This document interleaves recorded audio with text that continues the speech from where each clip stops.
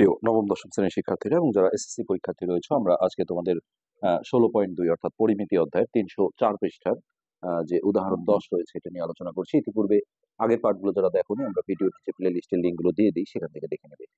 তো এখানে বলা হয়েছে একটি বর্গাকার মাঠের ভিতরে চারদিকে 4 মিটার চওড়া একটা রাস্তা আছে। যদি রাস্তার ক্ষেত্রফল 1 হেক্টর হয়, তবে রাস্তা বাদে মাঠের ভিতরের ক্ষেত্রফল নির্ণয় করো। তো এটা দেখো, একটা ছবি আঁকলে জিনিসটা আমাদের বুঝতে সুবিধা হবে। আমরা উদাহরণ 10 করছি। তো আনুমানিক জাস্ট একটা আমরা বর্গ এঁকে নেব, অর্থাৎ 4টা বাহুই যেন সমান হয়, এরকম জাস্ট আনুমানিক। তো এই যে এটা একটা বর্গ আঁকলাম আমরা, এই বর্গাকার একটা মাঠ এটা ধরো। তো তার ভিতরের দিকে রাস্তা কিন্তু দুই রকম হয়, ভিতরে হয় আর বাহিরে হয়। তো এটা ভিতরের দিকে মানে হচ্ছে এই ভিতরের দিকে 4 মিটার চওড়া, অর্থাৎ এরকম প্রশস্ত যেটা, এটাকে বলা হয় চওড়া। এটা আনুমানিক আমরা ধরলাম যে 4 মিটার চওড়া, চতুর্দিকে এরকম একটা রাস্তা আছে। তাই বলে হচ্ছে যে এই এই দৈর্ঘ্যটা কিন্তু 4 মিটার না, এই যে চ্যাপ্টাটা চওড়াটা অর্থাৎ প্রস্থ বলা হয় এটা। তো এই মাপটা দেওয়া আছে দেখো 4 মিটার, এটা চতুর্দিকে কিন্তু 4 মিটার করে। এই যে এদিকেও 4 মিটার, তারপরে এই দিকেও 4 মিটার, তারপরে এই সাইডটাও 4 মিটার। আর এইখানে হচ্ছে যে এই টোটাল যে চতুর্পাশে যে রাস্তাটা আছে, এই রাস্তার ক্ষেত্রফল দেওয়া আছে 1 হেক্টর। তো হেক্টর থেকে আমাদের আসলে একসময় বর্গমিটার করতে হবে। তো 1 হেক্টর সমান 10,000 বর্গমিটার, এটা আমাদের একসময় প্রয়োজন হবে। এখন এই বর্গাকার মাঠটার যে দৈর্ঘ্য আছে, অর্থাৎ এই যে এই মাপটা, এটা চতুর সাইড কিন্তু সমান হয়, বর্গের যেহেতু 4টা সাইড সমান। তো এই এই জিনিসটাকে আমাদের এখানে এক্স ধরে নিতে হবে। তো মনে করি এটাকে কিন্তু রাস্তা সহ বলা হয়। আমি ধরতে চাইলে এইভাবে বলতে পারি যে রাস্তা সহ বর্গাকার মাঠের দৈর্ঘ্য, কেননা এই যে এর মধ্যে কিন্তু রাস্তাটা ঢুকে গেছে। তো সেটা না লিখলেও সমস্যা নেই, আমরা এখানে বলি যে মনে করি বর্গাকার মাঠের দৈর্ঘ্য এক্স মিটার। তো একটা বর্গক্ষেত্রের ক্ষেত্রফলের সূত্র হচ্ছে বাহুর দৈর্ঘ্যের উপর স্কয়ার। এখানে দৈর্ঘ্য যেহেতু এক্স আসছে, তাহলে এই বর্গাকার মাঠের ক্ষেত্রফল হবে এক্স এর উপর স্কয়ার, অর্থাৎ এক্স স্কয়ার। আর ক্ষেত্রফলের এককটা বর্গমিটার হয়ে যায়, এখানে আমরা বর্গমিটার লিখে দিলাম। ওকে, এখন আমাদের যেটা করতে হবে, এই ভিতরে যে এই যে একটা দেখো, এটাও কিন্তু একটা বর্গ তৈরি হয়েছে। তাহলে এই যে রাস্তার ক্ষেত্রফল, যেটা চতুর সাইডের রাস্তার ক্ষেত্রফল দেওয়া আছে 1 হেক্টর। তো ওইটাই হবে আমাদের প্রশ্ন মতে, অর্থাৎ সমীকরণ গঠন করতে হবে। আমরা এক্স এর মাধ্যমে একটা রাস্তার ক্ষেত্রফল বের করব। তো এই রাস্তার ক্ষেত্রফলের জন্য দেখো, এই টোটাল বর্গটার যেটা ক্ষেত্রফল, যেটা আমরা এই যে এক্স স্কয়ার বর্গমিটার পেলাম, এখন এই ভিতরে যে বর্গটা আছে এর একটা ক্ষেত্রফল বের করে এই বড় ক্ষেত্রফল অর্থাৎ এক্স স্কয়ার থেকে এই ভিতরের এই বর্গটার ক্ষেত্রফল যদি বিয়োগ করি, তাহলে কিন্তু এই রাস্তার ক্ষেত্রফলটা বের হয়ে যাবে। তো এটার জন্য দেখো, এটা এই যে প্রতিবাহুর দৈর্ঘ্য, এটাও কিন্তু চতুর সাইড এই যে 4টা যে বাহু আছে, 4টা বাহুই সমান, যেহেতু এটাও ভিতরে একটা বর্গ তৈরি হবে। তো এই যে এই দৈর্ঘ্যটা, অনেকে ভাবতে পারো 4 মিটার, 4 মিটার কিন্তু এই প্রশস্ততা। আসলে এই মাপটা কতটুকু হবে? আমরা এই যে এক্স ধরেছি, দেখো এই পুরো মাপটাকে আমরা এক্স ধরেছি। তো এটা যদি এক্স হয়, তাহলে এদিকেও দেখো 4, এই যে যেহেতু এটা চতুর্দিকে এই এই রাস্তাটা দেখো 4 মিটার করে চওড়া।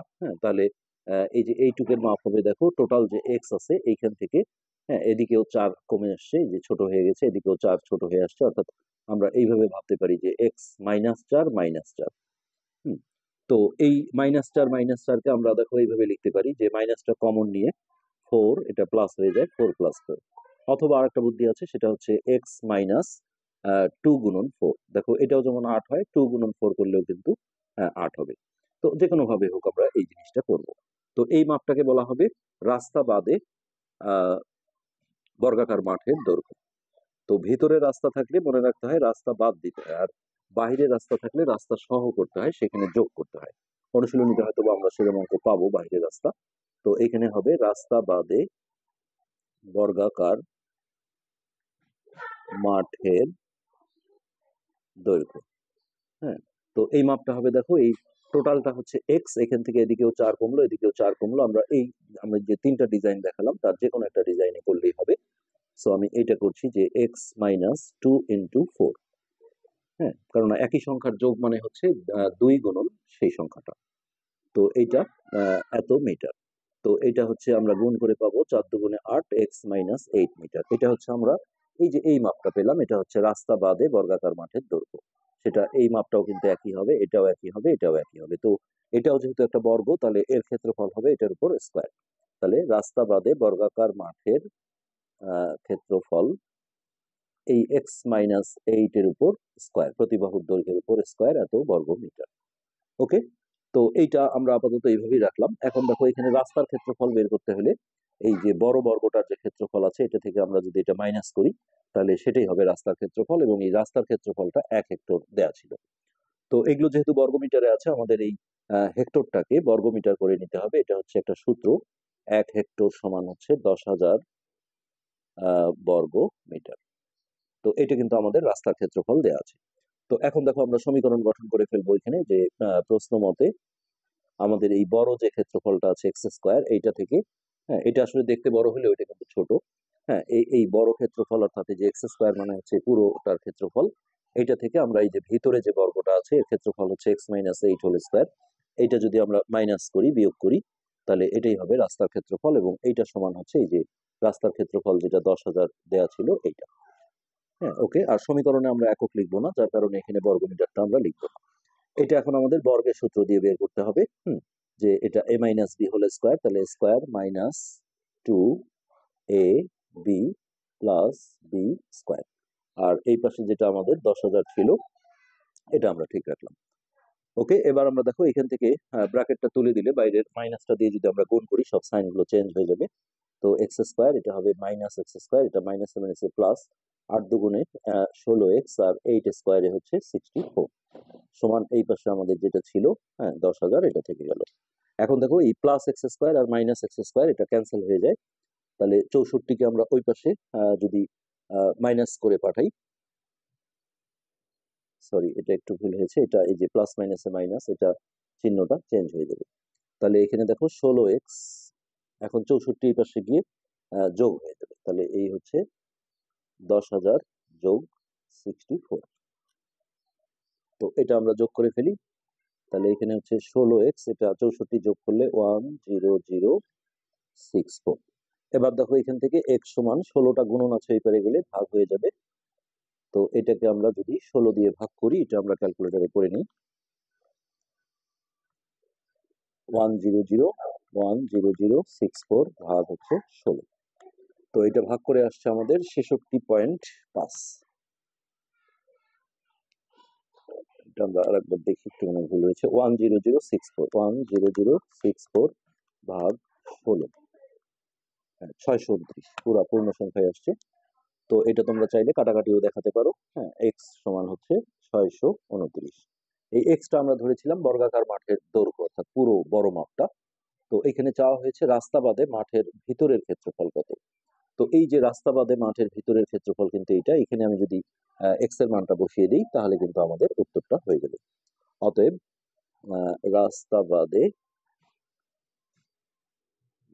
বাদে মাঠের ভিতরের বর্গাকার কথাটা লিখতে পারো, ভিতরের ক্ষেত্রফল।